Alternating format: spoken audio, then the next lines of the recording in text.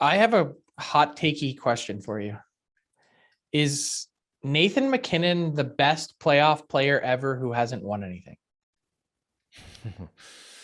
You know, it's funny, Frank, because I wrote an article at the start of the playoffs about how elite players, it's hard for them to really elevate their game in the playoffs because most of them score so much. But then Nathan MacKinnon's the one guy who does it. Like, he's had some really good regular seasons, but then he goes atomic in the playoffs. Like, he just dominates and elevates his game. I'm trying to think of guys who would be that good. Yeah, I remember Ovechkin for a while, Frank. Like, remember the years that they didn't get out of this? One year he had 21 points in 14 games, and people were like, oh, yeah, Ovechkin's not leading their team. I'm like, what the hell else is he supposed to do?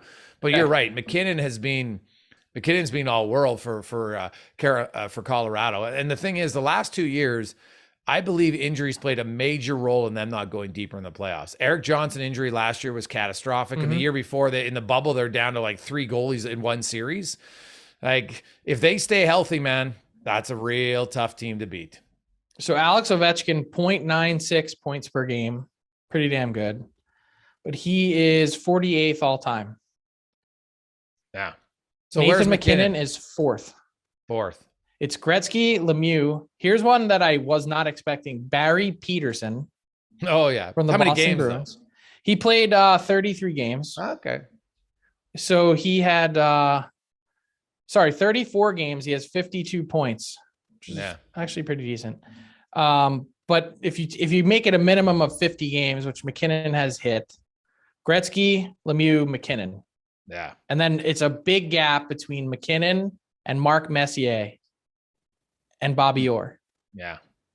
And it's crazy about games played because like Messier and those guys were doing that in 200 games. Right. So, yeah, MacKinnon so far has been, he's their leader of their team. No question. Come playoff time. He's just he's able to elevate his emotions, Frank, where it doesn't overwhelm him. He just becomes like a bull in a china shop. He's so powerful and like, it's hard to do that. It's hard to rev yourself up without crossing the line. Yeah. Because some guys are so revved up that they can't handle it. Yeah.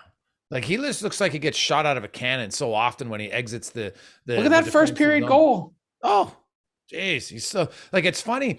MacKinnon and McDavid are both so fast, but they look so different doing it. Yes. Why is that? Is it the size? Well, MacKinnon's definitely thicker a little bit, but I think thicker. It's their skating stride to me that looks quite different. McDavid's a little bit more upright and MacKinnon's more bent over, and he just explodes. And McDavid is just so light on his feet. Like, MacKinnon's more of like a powerful skater, where McDavid, when he's flying, it's like he's a little like Makar and Bobby Orr and Paul Coffey. Like, it's like their skates are barely touching the ice. Mm-hmm. Yeah, it's interesting. I'd be curious to have someone break that down, look at the difference. But they're both equally effective, just totally different style.